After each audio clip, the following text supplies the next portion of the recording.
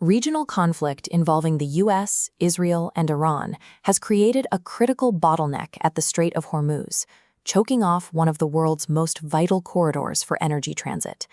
In European capitals, the resulting economic disruption has officials bracing for imminent shortages.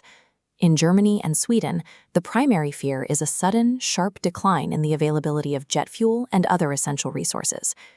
In the middle of this supply crisis, the United Arab Emirates released a statement that shocked the energy market.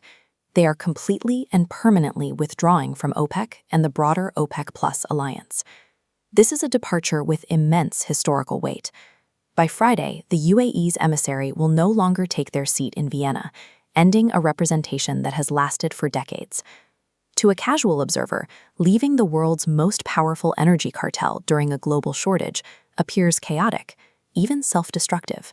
However, the UAE's move suggests a shift toward a different kind of economic calculation, one where the mathematical advantage of staying in the group no longer outweighs the benefits of breaking away. By controlling 40% of global oil output, OPEC commands unmatched dominance. This power is maintained through tight production quotas that artificially limit supply. This mechanism keeps prices high and stable, ensuring steady revenue for all members. But the UAE sits on massive, technologically advanced infrastructure. They have the technical capacity to pump significantly more than their OPEC-mandated quota allows. With the war causing a global shortage and skyrocketing prices, the UAE faces a dilemma. They want to open the valves to meet demand, but the cartel's rules explicitly forbid it.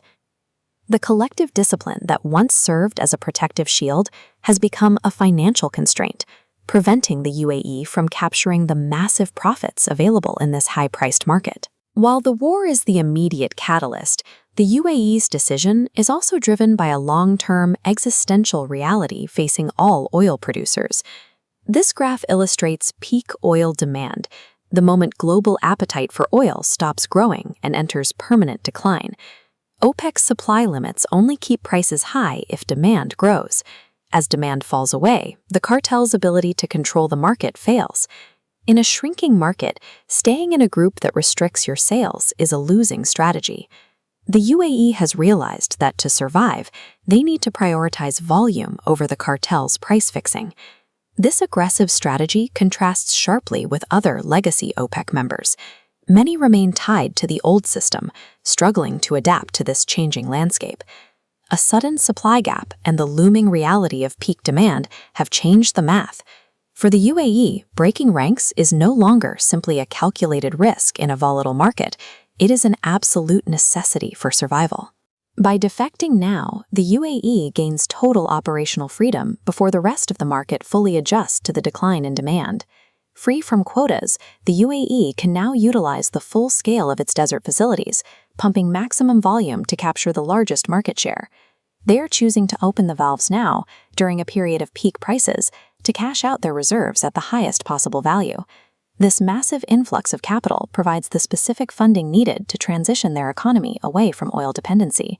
Reaching their long-term economic vision requires astronomical investment today, funding that OPEC's restrictive production caps were actively denying them. The UAE's departure breaks a 60-year precedent of collective control, leaving the remaining members of the cartel to manage a shrinking market without one of their most capable producers.